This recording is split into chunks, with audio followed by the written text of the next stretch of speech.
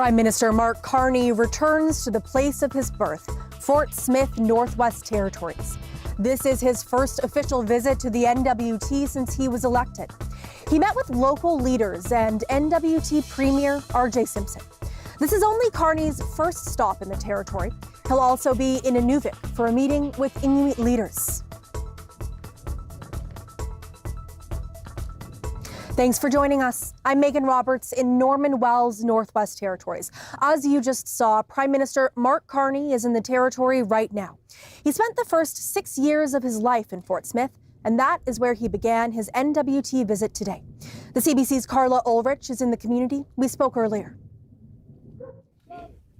Carla, tell us why Prime Minister Mark Carney was in Fort Smith and what he did. So he met with leadership to talk about the cost of living, because at a wildfire site to talk about the impacts wildfires are having in the north. We know he was born here and spent the first 6 years of his life here only, but he appeared comfortable in the way he moved and talked to the people and moved around the community. He definitely picked up the northern sense of humor. He was cracking jokes along the entire way, which was great to see. He met with the kids over at the town of Fort Smith daycare, where he chatted with family. He made smoothies and banana bread over there. I know he drove by his childhood home, and I believe he had a chance to stop in and see it, although I didn't get a chance to make it over there. He went to Barrow's Pizza, where I'm at right now, and got a slice of pizza appropriately named after him, the Carnivore. A great pizza, although my favorite is the donair. Both delicious sounding pizzas, and I've had pizza there. It's very, very good. Pizza aside, did he talk about any issues that are pressing to the north, Carla? Unfortunately, I didn't get a chance to participate in any of the more serious discussions, but at the visit he made to the Fort Smith daycare, he did chat with one father about the state of the elementary school. And so they had a good chat about that. And other than that, I can't say if there's any serious discussion going on. Okay, and what have other people in the community been saying about this visit? Well, Councillor Connie Benwell with the town of Fort Smith had a sign saying she loved Mark Carney, but hates Bill C-5. He did briefly chat with them. Leadership did greet him at the airport along with other community members. And the community seemed pretty happy to see him. Okay, thank you so much, Carla. Thanks, Megan. The mayor of Nunavik is warning people to stop making prank calls about gunman threats. He says there have been a handful of calls since last week's fatal police shooting in the community. He says those calls divert resources from real emergencies. Nobody is taking this very lightly, so 3 or 4 prank calls to the police saying active gunmen in town threatening to harm people or kill people. This is not a joke. Somebody could get seriously hurt or even killed. He says he has requested transcripts and full recordings of the calls, and anybody making false reports will face serious consequences under the law. NWT Fire says Hearn Lake Lodge is no longer at risk from a wildfire east of Hearn Lake. That fire started in the beginning of July. The lodge's owners were evacuated from their home twice this month, staying on the lake and retreating to an island close by for safety.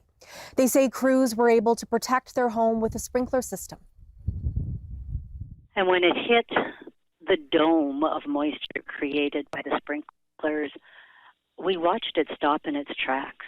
It literally died in its tracks. It was amazing to see that happen.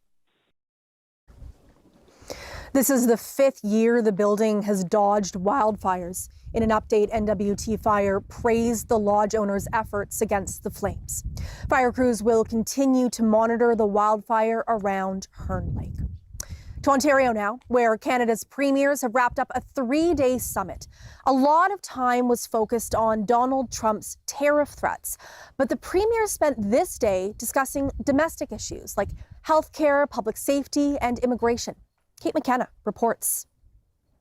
I just want to start by thanking my fellow premiers Ontario Premier Doug Ford says the premiers leave a 3-day summit in Muskoka standing as a united front. I always say I have a team of champions for such a positive and productive meeting. I'm proud to stand shoulder to shoulder with my fellow premiers as Team Canada, and it's never been more important and never been more united.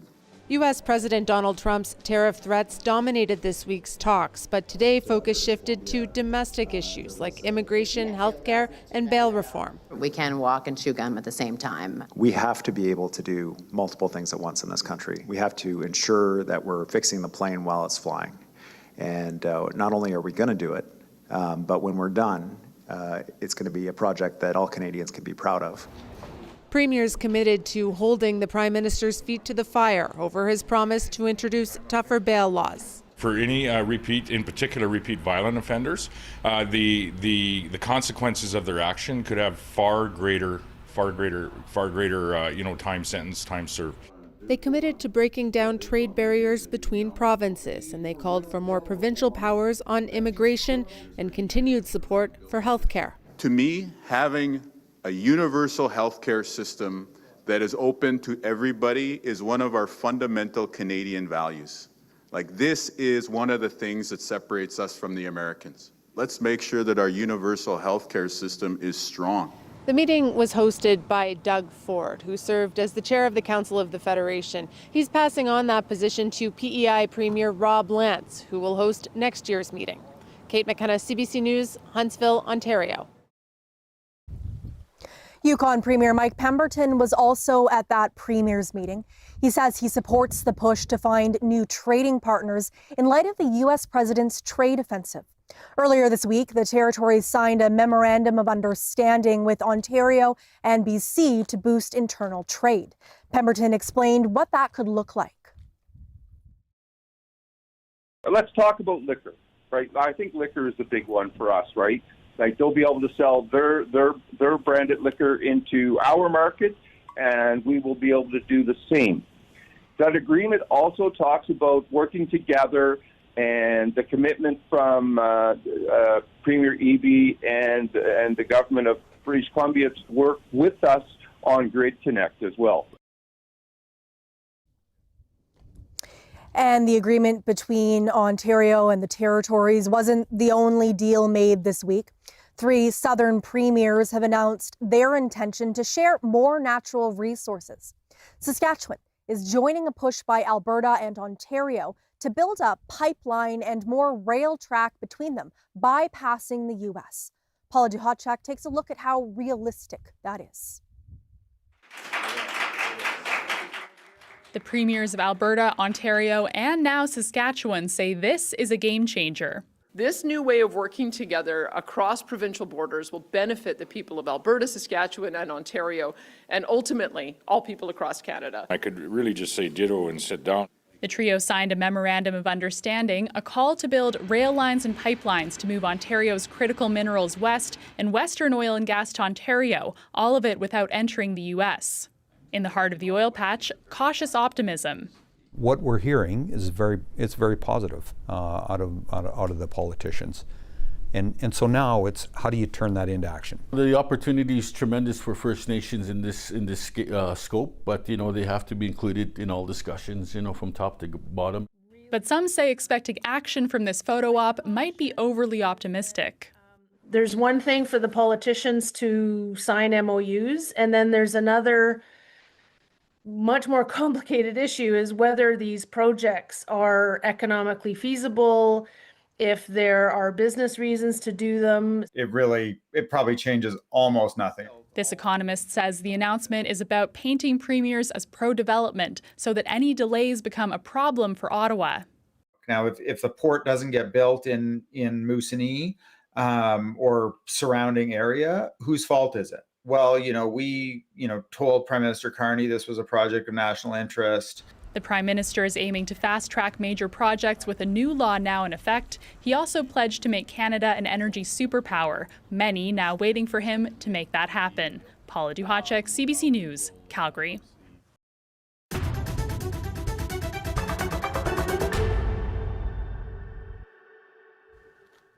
Just moments ago, Whitehorse RCMP provided an update to a kidnapping investigation. Chief Superintendent Lindsay Ellis says an emergency response team and police dog services arrested a 29-year-old man from Whitehorse. He's charged with kidnapping and, quote, other very serious related offenses. The superintendent says they're not releasing more information about those offenses to protect the privacy of the victim. This all happened Sunday night in the Porter Creek neighborhood in Whitehorse. RCMP say a child was forced into a vehicle while walking home from a park. The child returned home an hour after she was reported missing. We will release more details as they become available. Welcome to your new home. Mais il est trop chaud. He understands French. I'm not seeing this as a suicide. Someone sure wanted us to think it was. Gallagher is suspect number 1. Tell me, was it the man's politics you didn't like, or the fact that he's living with your wife? I know he's into something. I just gotta prove it. No, we all have a past. Find his. Be careful around Fitz. Donnie's got a lot of demons that tend to appear when no one expects it.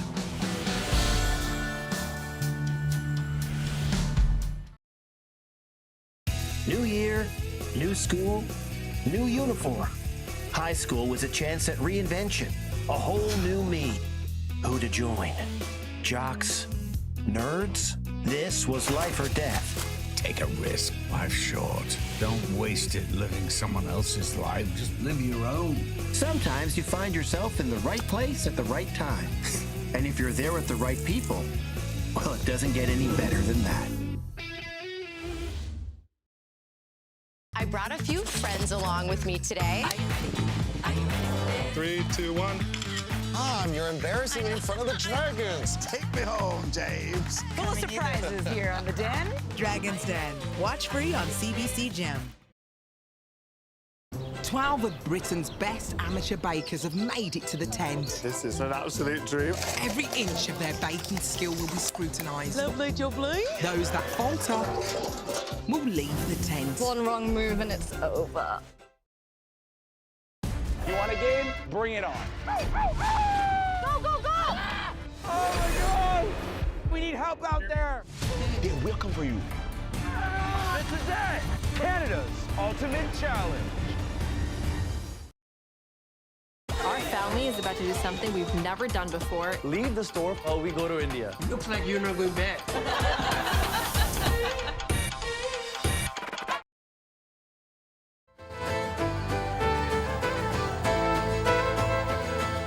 Hello, I'm Paul Andrew. Here's George Tuckaroo with the news. Thanks, Paul. Good evening. Good evening. I'm Carol Morin.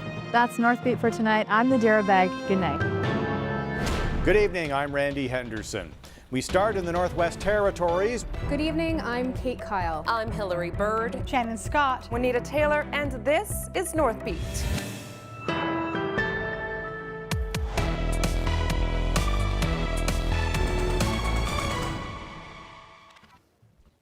Welcome back.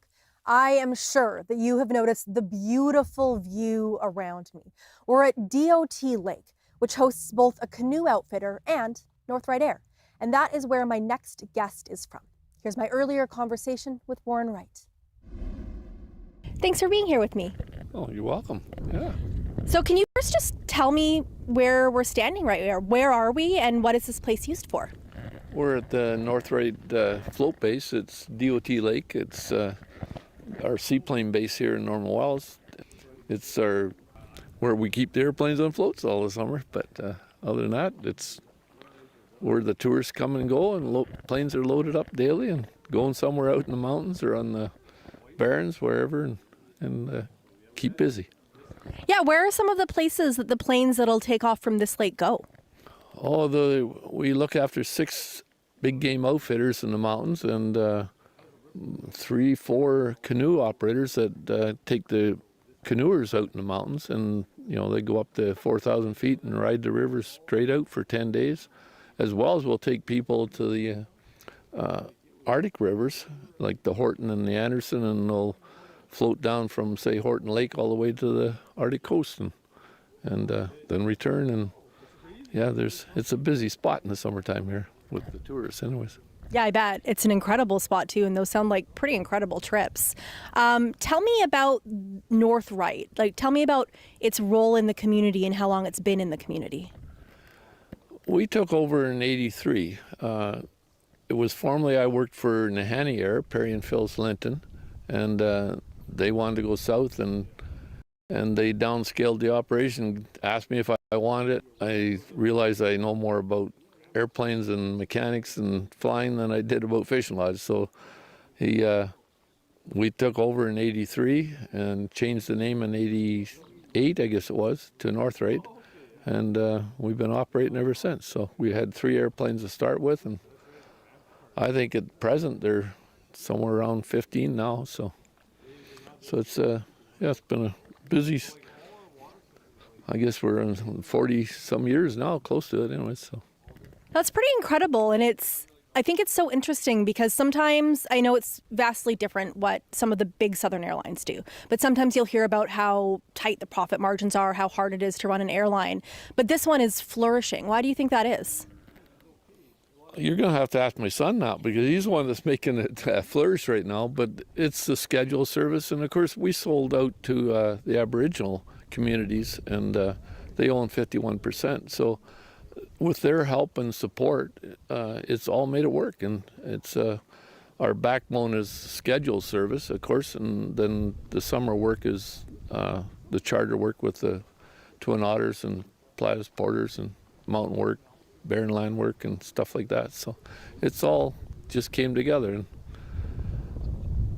tell you why, I don't know. It just works. It just works is not a bad explanation for a business either, eh? It's nice to have something work. Tell me about that Indigenous partnership and how it's affected and changed the business. It hasn't changed the company in a lot, but having their support and being a partner and excellent partners, it just helped the company, with government work, and if they're working, say, in the oil patch, their support behind, and it's just made it a lot easier, and we're proud to make it work for them. And they get dividends out of it, and it's we're just happy with it. They're good partners. And some days that you see companies, it's hard to get a partnership, but our partnership works really, and we're kind of proud of it. And then I also wanted to ask you, just because I know that you've been here a while, there's a long history of great aviation stories in the North. What's one of your favorite Northern aviation stories? Well, I'm into antiques and old aviation. I bought this little Blanca CH-300, and I guess that was my pride and joy at the time, because it's history from the 30s coming north, and the mail runs and all that. And I don't have it anymore, unfortunately. It went to Lithuania, but that was my part of the seeing history repeat itself, and we're just carrying on that same history. And now my family is carrying on with my son taking over, and daughter-in-law, they're making everything work and keep the whole thing going. So it's pretty incredible. Thank you so much for being here with me today. I really appreciate it. Thank you. Thank you very much.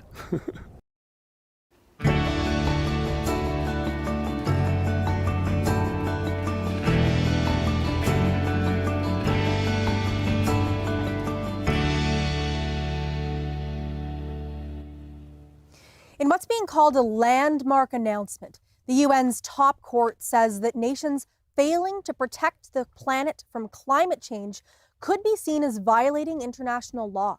The ruling is non-binding, but could pave the way for legal action.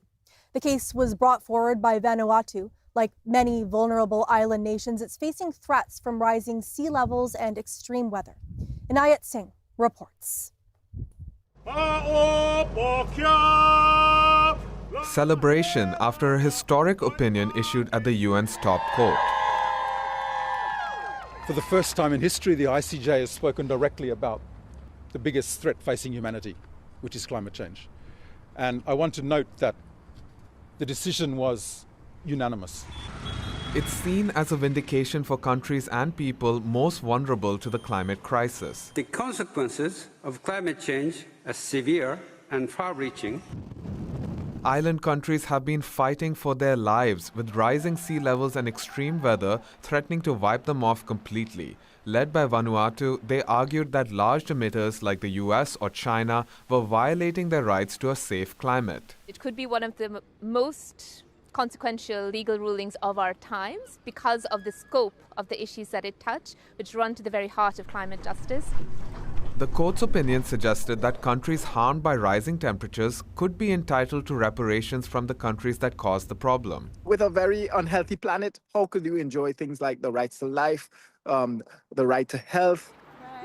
Two climate cases are working their way through the federal and Ontario courts in Canada. Shame on the Canadian government. Both arguing that inadequate government climate policies are violating the charter rights of youth. Now, an international opinion echoes that position. It's remarkable that the smallest of nations on Earth have risen to the challenge and are exercising planetary politics in invoking international law against the major polluters, against the major emitters.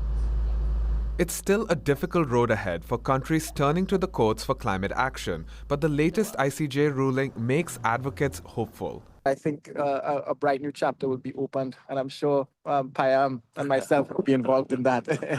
Inayat Singh, CBC News, Toronto. In the Yukon, there's growing concern about the state of the Whitehorse escarpment. That's the long clay cliff that surrounds the city. The Escarpment Parks Society was first formed in the early 2000s. The group met last night to discuss slope stability. The escarpment and the nearby Roberts Service Trail saw landslides in 2022 and 2023. The society is also raising the alarm about invasive plant species in the area. The ones that we are most concerned about on the clay cliffs right now. One is the white, tall, spear-like plant, which we see on the sides of the highways. Hard to pull. Yes, hard to pull. It's very stubborn. Yeah. It's white sweet clover. The Escarpment Parks Society has partnered with the Yukon Invasive Species Council to try to take action. They're currently looking for volunteers who can help remove the invasive plants.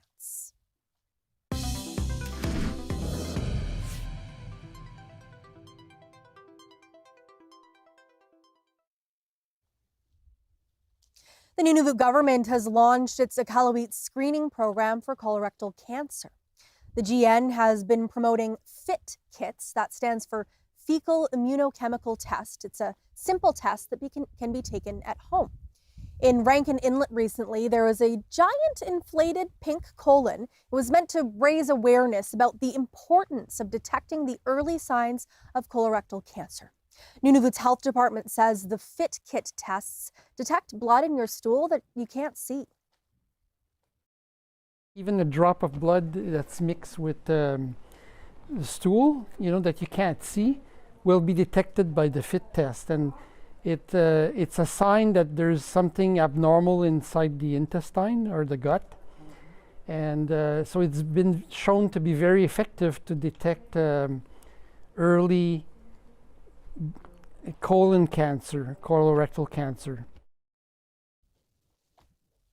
Colorectal cancer is the second most common cancer in Nunavut.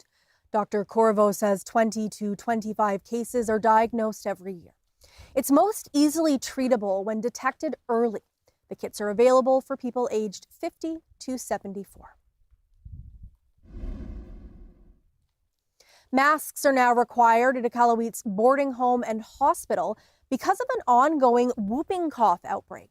Nunavut's health department says the requirement is based on guidance from infectious disease experts and the chief public health officer.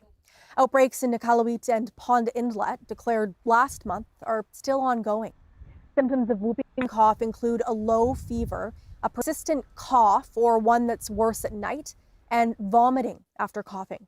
People in Iqaluit with symptoms are asked to call the Kikitani General Hospital or go to the Rapid Access Clinic. Last month, the department also urged Pond Inlet residents with symptoms to contact their local health center.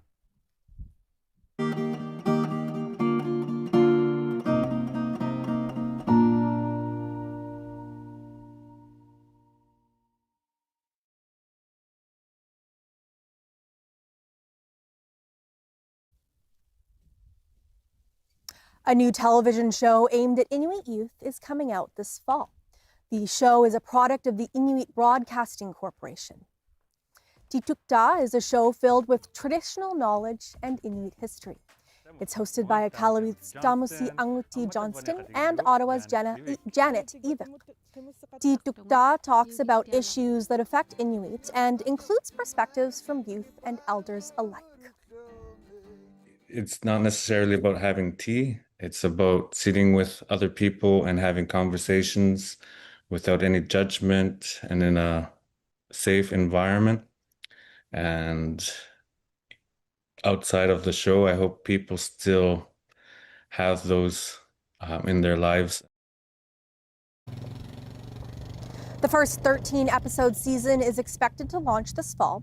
Johnston and Ivik are already working on season 2. They hope to travel beyond Iqaluit and Ottawa to gather more content. Staying in Nunavut, the city of Iqaluit has been named the territory's most active community again. Along with the title, the community has been awarded a $15,000 prize. Participaction is a charity focused on supporting physical wellness. It held the challenge in June. It looked for the most active communities across Canada. Participaction says that Iqaluit held 24 different recreational programs and activities in June. The senior director of projects at the charity says the city has excelled at keeping all residents active. They provided free pool passes to individuals and families that are facing financial difficulties. They had some specific pool times for elders in particular that might need, physical rehab. The city says that the prize money will be used to enhance community-based physical activity initiatives. While Iqaluit won the award, it's also the only municipality in Nunavut taking part this year. The mayor of Arviat says more resources are needed to help support recreational activities in other communities. It's a bit unfair to try and compare any community within Nunavut to Iqaluit due to what they have there in terms of resources and infrastructure that they have and all the equipment that's available for the community. Savikatak Jr. says it's a good thing that Iqaluit won, but more resources for other community recreation activities in other places would be helpful.